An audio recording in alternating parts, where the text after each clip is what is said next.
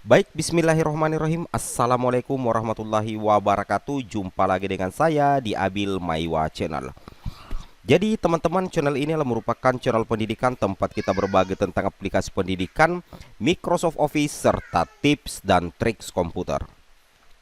Jadi pada video kali ini Bapak Ibu ya, kembali lagi admin akan berbagi sebuah video informasi yang sangat penting. Dan ini adalah konten yang banyak sekali guru-guru honorer yang mempertanyakan.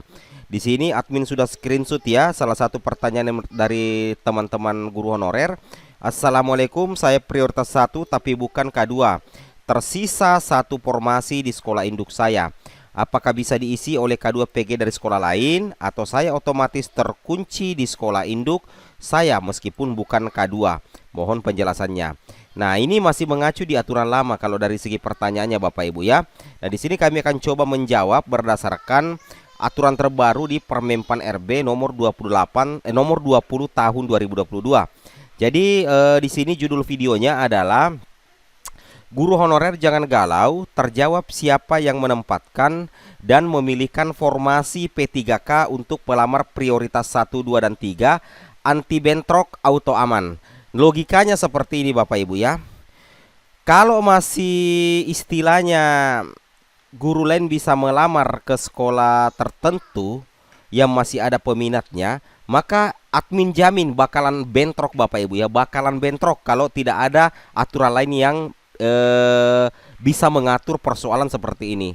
Pasti akan bentrok, dan kemungkinan besar kejadian yang terjadi di tahun 2021 banyak guru passing grade tidak mendapatkan formasi itu bisa saja terulang di tahun 2022 kalau di Permenpan RB terbaru ini tidak ada solusi untuk mengatasi persoalan yang dipertanyakan oleh rekan guru ini Bapak Ibu ya, seperti itu.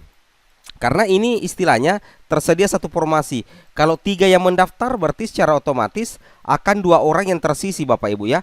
Nah, inilah yang coba disempurnakan di P3K 2022 melalui Permenpan RB yang terbaru. Nah, di sini kami sudah siapkan jawabannya Bapak Ibu ya. Kita mulai dulu dari pasal 33. Nah, di pasal 33 ini dikatakan bahwasanya di ayat 1 Bapak Ibu ya, pelamar prioritas wajib mendaftar pada sekolah tempat bertugas sepanjang tersedia kebutuhan yang sesuai dengan sertifikat pendidik atau kualifikasi akademik yang dimiliki. Jadi Bapak Ibu guru honorer, baik itu prioritas 1, 2, dan 3, itu wajib Bapak Ibu ya mendaftar di sekolah tempat bertugas.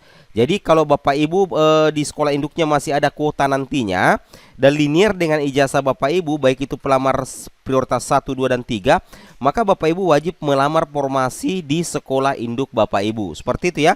Ini amanat yang ada di Permenpan RB pasal 33 ayat 1. Seperti itu Bapak Ibu ya. Jadi seperti itu. Kemudian di sini dilanjutkan lagi Bapak Ibu ya. Langsung dilanjutkan lagi di ayat kedua.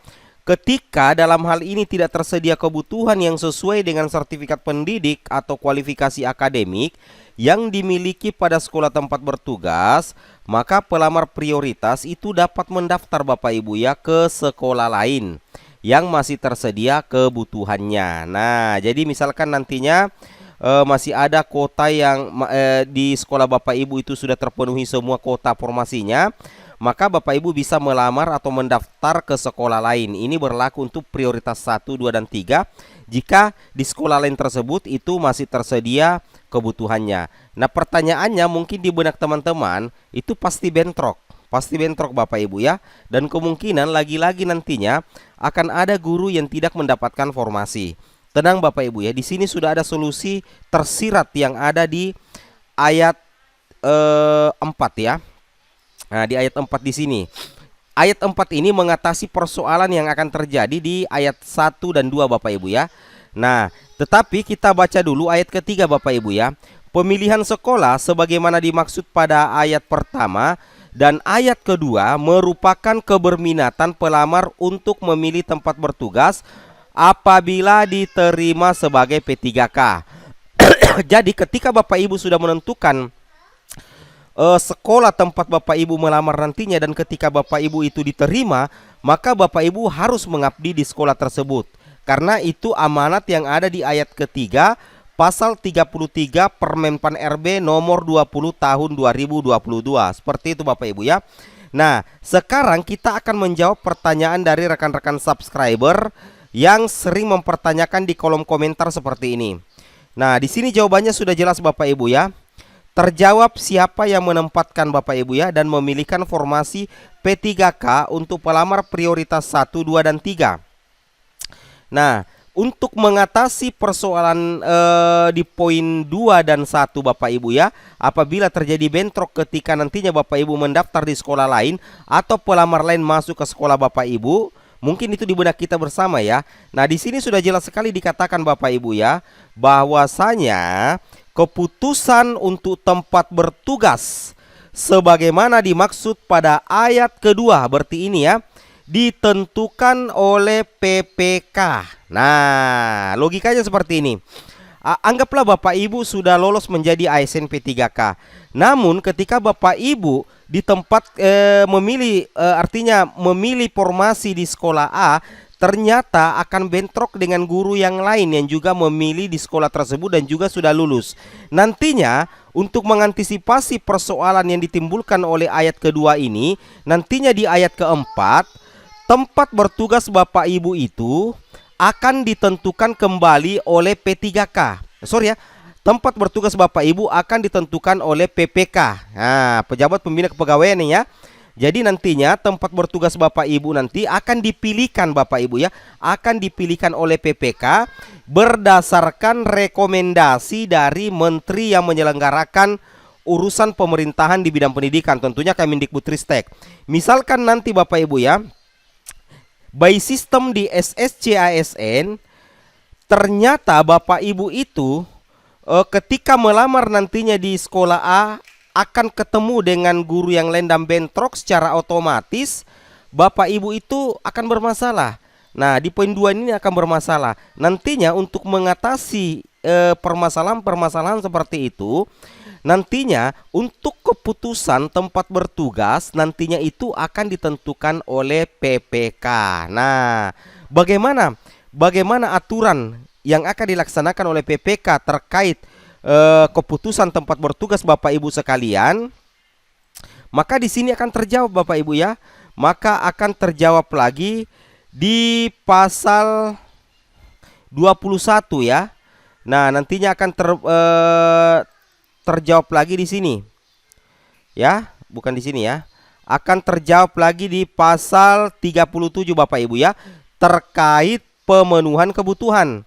Jadi nantinya PPK akan mendahulukan terlebih dahulu pelamar prioritas. Jadi bukan di ranking Bapak Ibu ya, bukan di ranking tetapi mendahulukan terlebih dahulu pelamar prioritas untuk ditempatkan.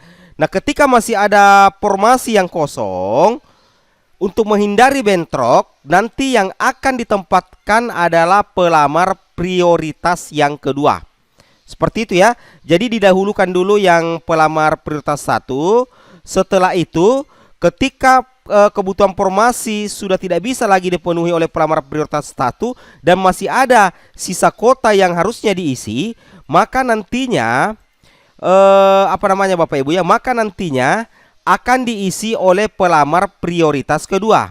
Jadi anti bentrok. Jadi nanti pelamar prioritas 1 sudah ada penempatannya semua dan masih ada sisa formasi, barulah ditempatkan lagi pelamar prioritas yang ketiga. Seperti itu Bapak Ibu ya. Berarti anti bentrok. Tidak akan bentrok pelamar prioritas 1 dengan pelamar prioritas yang kedua.